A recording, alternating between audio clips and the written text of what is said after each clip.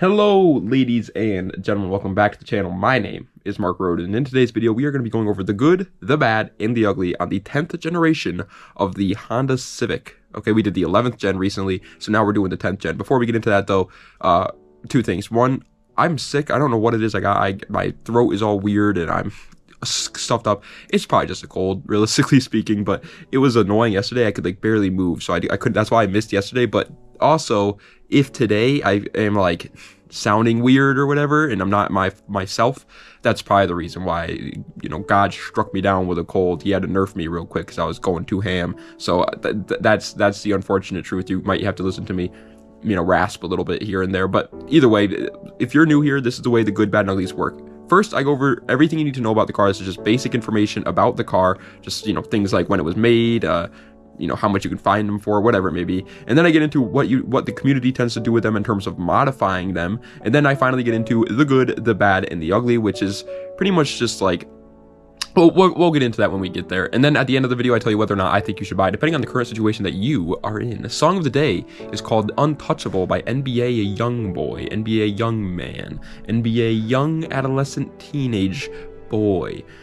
It's a good song. It's a classic. It's from 2016. I used to listen to this song all the time back in my old high school hallways. I was in the most white suburban high school hall of all time, but I was listening to this thing like I was in the streets of Compton. I felt like an absolute beast. It was awesome. Such a good song. It's a really uplifting song. I know it sounds stupid, but it is, because he talks about how he pretty much just wants to make it and just make a bunch of money with his boys. And it's who doesn't want to do that? That's just such a good, yeah, get him, young boy. But without further ado, let's go right into the good, the bad, and the ugly on the Honda Civic 10th generation.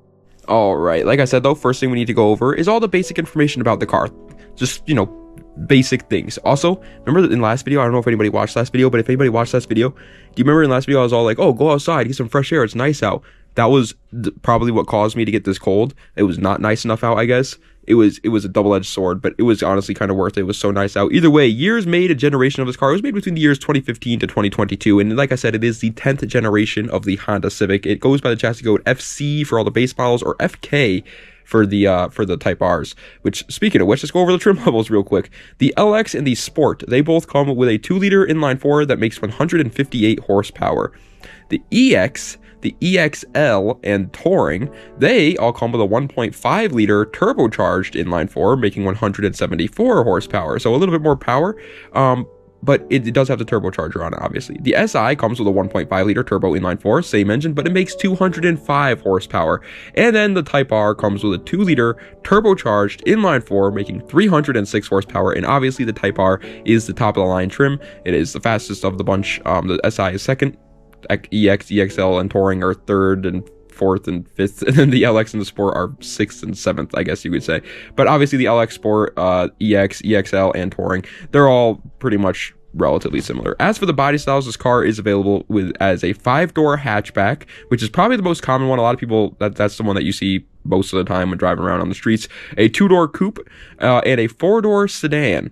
I actually don't really care for the coupes in this one. I think the 5-door hatchback is definitely the best looking of the 10th gen Civics, which is rare, because usually for the Civics I do like the coupes the best. I like the 6th gen coupes, 5th gen coupes, not the 8th gen coupes. Those things are hideous. But either way, the 5-door hatchback in this one I think looks the best. Either way, the drivetrains, it is available as front wheel drive only. There is no all-wheel drive model of Civics still to this day. I don't even think they have 11th gen all-wheel drive Civics yet. As for the transmission, it is available as automatic or manual. The majority of them are going to be automatics, but yeah, if you want a manual, these are still one of the cars that you can find with a manual transmission, which is cool to see. Even the base models are offered with manual transmissions, which is, really refreshing. And then as for the price, this is obviously where it gets really iffy, because if you buy just a base model, 120,000 mile, obviously heavily used 10th gen Civic, you can find it for as low as 10K, probably even lower than that if you really, look hard. But then obviously if you want a nice low mileage, clean example, bone stock example of a Type R, you're looking at something like $40,000. So there is a big price gap there between, different trim levels or whatever, but pretty much there is almost always going to be a 10th gen Civic available for you no matter what your budget is, as long as it's not under $10,000, I would say. As for the reliability and the gas mileage, obviously it's very reliable. It is a Civic.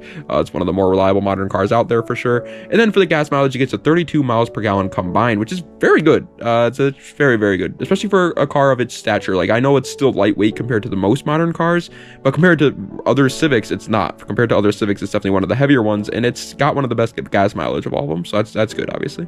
Alrighty, ladies and gentlemen, let's get into what the community tends to do with these bad mother jammers in terms of modifying them. First off, the drifting community. Do the drifting community take up 10th gen Civics? Obviously not, man. It's a front-wheel drive car, you big idiot, you big doofus, you big dingleberry. They're not drifting front-wheel drive cars. As for the rally/off-road community, again, this is definitely not its most popular application. Civics are just not off-road cars. Honda, actually, that's the only thing I feel like Honda missed out on, is the rally racing thing. Like, every brand was making cool rally cars except for Honda. Honda just wasn't doing it for some reason. As for the street racing community, I mean, you do see them, but very rarely. People do like making Civic straight line monsters every once in a while, but it's usually the lightweight ones that are, you know, 90s, cheap to buy. You can just slap a K-series in it. And so they're really not doing it yet with the 10th gens. Maybe in the future they will, but it's definitely not its most popular application. The most popular actually is the next one, track racing. This is easily its very popular, most popular application. It's the fastest front wheel drive car around a track for a reason, the Type R at least. And so yeah, people are buying these cars, bringing them to tracks. I live like 15 minutes away from Lime Rock, and almost every time I go there, you'll see at least one Civic Type R being there. Sorry for my phone ringing, by the way. If I had to wait for just like there to be no noises in this house to start recording, we would be waiting all day long. It's the worst thing in the world. As for the stance or show community, the guys that build them up just to make them look good, park them in a parking lot, park them at a gas station, take pictures for Instagram, take cool videos, and then post it on TikTok with the most cringy thing in the world. It's like, oh, my heart's not broken, it's just crippled, waiting for the right girl to come by and save it. Yeah, it's very popular for that. People do like to make these things look good, and people don't like to ruin their daily drivers by adding a bunch of like aftermarket performance mods, so they just lower them, put some nice wheels on them, and call it a day. And so it makes sense. But yeah, they look pretty good also for a Civic. A lot of people think they're like rice from factory. I think most people have gotten over that at this point though, and people can just, yeah, kind of appreciate them. Alrighty, but now the good, the bad, and the ugly. The way this works is first I go over the good, which are just great things about the car. There's selling points on the car, just, you know, hey, this is what the dealer would have told you if you showed up to the dealership. Then it's the bad, which aren't actually bad. It's just a fun planned words because of that wonderful movie. But it's more of a middle ground area. It's the mid area. It's like, okay, does this actually affect you or not? Well, here you go. And then the bad, the ugly, I mean, is the genuine, like, yeah, these are problems with the car. So let's get into the good. The first off with the good is the price. Yeah, they're pretty cheap for what they are. I mean, obviously, you know, they're not as cheap as a Civic can be, but they're cheap for a modern daily driver. It's gonna be pretty cheap to buy. Next is the reliability. We already mentioned this, but yeah, Civics are reliable as hell. This is one of them. Next is the aftermarket support. Surprisingly, this car actually already kind of has a lot of it, which is, you know, good to see. It's a newer car and it has a decent amount of aftermarket support. It's only time will only tell when it comes to what the aftermarket support's going to look like within like 10 years from now. Next is the community. The Civic community is, actually the Honda community in general, I should say, is one of the most accepting car communities out there. As long as you have a Honda, you're in. That's literally all they care about. They don't care. You could have a Honda with only one wheel and they're like, hey, look at that, he's a Honda guy, I love that guy. They don't care. They just want to see you in a Honda, and they're a cool community to be a part of. I have an Integra, they're great. Next is the price for parts. Obviously these cars are mass produced. There's tons of Civics out there, so yeah, finding parts for this is not going to be hard and not going to be expensive either. Next is the car is easy to work on. Now obviously keep this in mind, it's not easy to work on for like just in the grand scheme of things. Like, you're gonna be obviously better off trying to fix a 2000 Civic rather than this. But what I mean by this is comparing it to modern cars. It's a lot easier to work on a 2015, 2016, 2017 Civic than it is to work on the same year BMW. You know what I'm saying? Like, it's easy to work on for its time, but obviously it's still going to be easier to work on a more older car. Next is the car is turbo from factory. This is something that a lot of Honda guys were pretty excited about, but there definitely was a community that didn't like that. I don't really understand why you wouldn't like that though. It just makes it better for gas mileage. It's, I guess, does kind of, you know, pump up the possibilities of problems, but overall, I think it's been a really good thing that Honda decided to do with this car, so I don't really see any bad downsides to it. Next is the car gets great gas mileage, 32 miles per gallon. That's obviously pretty good. Next is the car has good cargo space. Apparently, you can fit a lot of things in this car. Obviously, that's very good. If you want more cargo space, go with the hatchback. Do not get the coupe. Next is the car has great cup holders. Again, another thing, I mention this all the time in my good, bad, and uglies, but yeah, cup holders are pretty important. Like, they're things that people, I feel like, just don't think are one of those things that you don't really think about until you get a car with really small cup holders and you can't put like a Baja Blast in them, and then it sucks. Next is it is the fastest front wheel drive car around a track for its time. Obviously the FL5 Civic Type R has beaten it at this point, but the FK8 when it came out was the fastest front wheel drive car, and it's obviously super cool. It's just a really, like, there's only 3 drivetrains a car can have: front wheel drive, all wheel drive, or rear wheel drive, and it's like if you're the fastest of one of those, that's pretty good. Next is that since these are still a new car, they're not a lot of them, my bad, when you're going to look at them, are going to have rust, leaks, or other, problems that are found in older cars. So it's not as sketchy to go look at one of these as it is to go look at a 1999 Civic, for example.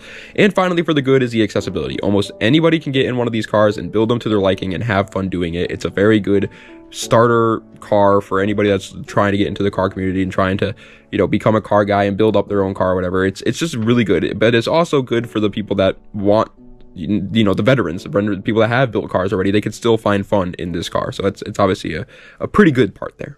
All right, but now let's get into the bad. And like I said, not actually bad things. They're just mid points that could affect you, could not affect you. And first off is the sound. Obviously, this is 100% personal preference, which is why I put it here in the bad every single time. I personally don't think they sound great. They are inline 4s. I don't really think many inline 4s sound great, but here's a clip of a Type R anyways.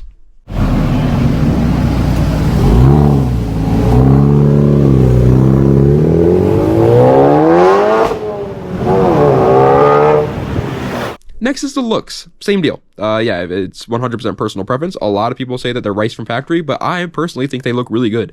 I think the 10th gen Civics are one of the better looking Civics. As a matter of fact, I think they look incredible. So it's obviously 100% up to you there. Next is they are heavier than a normal Civic. I mentioned this earlier, but yeah, a lot of people, when they buy Civics, they kind of like the idea that they're so lightweight that you can just throw them around corners, at least the classic ones. And this one is obviously a little bit heavier than that.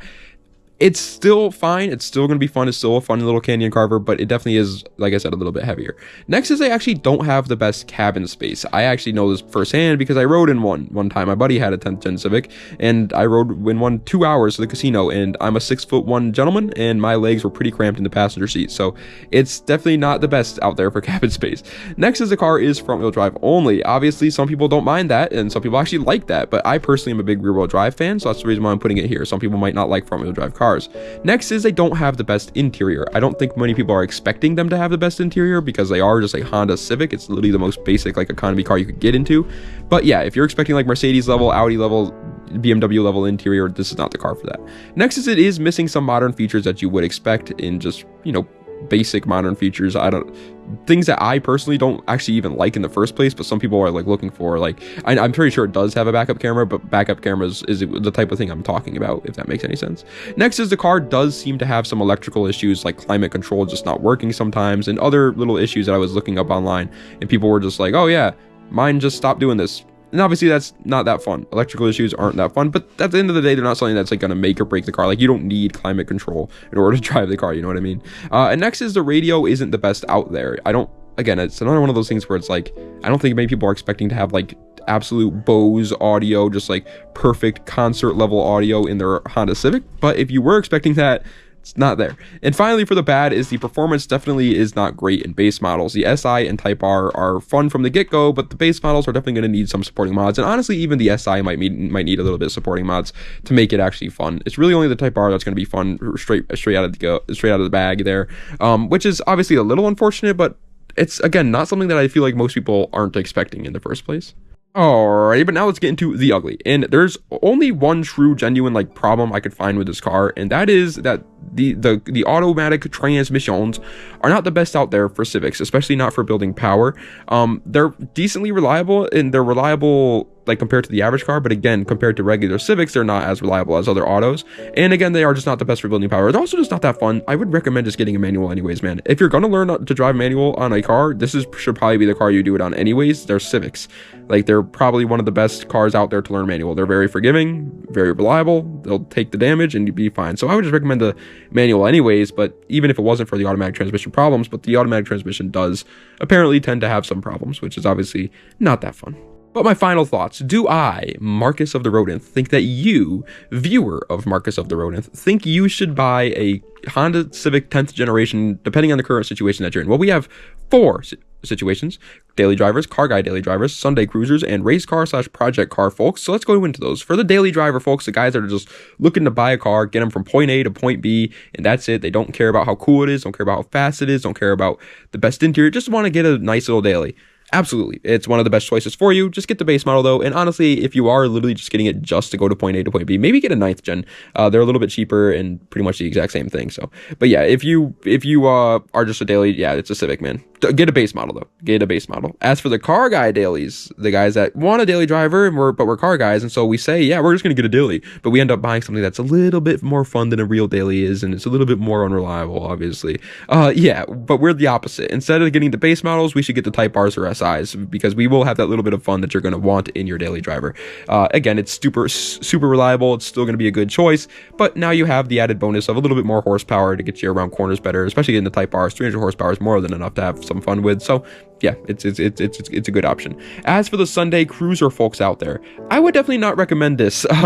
Just have fun with the car, man. They're a Civics. They're front wheel drive. They're very forgiving. They're not the most insane horsepower. All they're gonna do right now is depreciate in value. They're definitely not gonna go up in value anytime soon because they're still relatively new cars, and there's a ton of them out there. So I would just, like, if you're looking for like a Sunday cruiser, something to park in your garage and only drive it once a week, that's more like a Corvette or like a Porsche Cayman, not a Civic, not in my opinion at least. As for the people looking for a race car or a project car, for sure, but I would still recommend going with an older Civic for a project car, since, like I said multiple times in this video, they're lighter, they're cheaper, and they have even more aftermarket support. If you're just going for a project car, get like a EK Civic, get like even a 7th gen Civic. Those are so slept on right now that they're dirt cheap.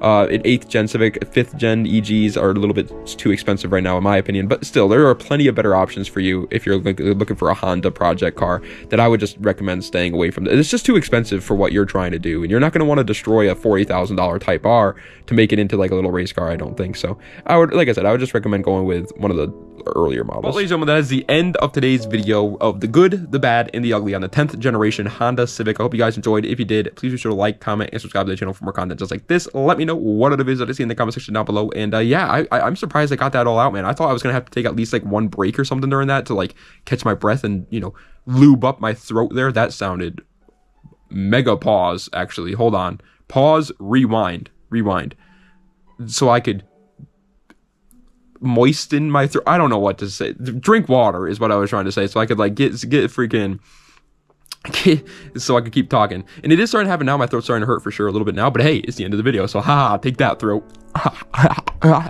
Anyway, thank you guys so much for watching. I appreciate it. Let me know what other cars you see in the comment section below. Obviously, we do mainly go off of recommendations when it comes to the good, bad, and uglies. And yeah, I guess that's pretty much it, man. I feel like I was missing something. I feel like I wanted to say something to you guys. And I definitely did want to say something to you guys, but I'm going to forget it because that's what happens to me all the time now. I forget everything. So I actually feel like I have to mention I'm 24 years old. It's mind-boggling. I don't get it. But anyway, thank you guys so much for watching. I appreciate it. Das Vidania, and have a nice night.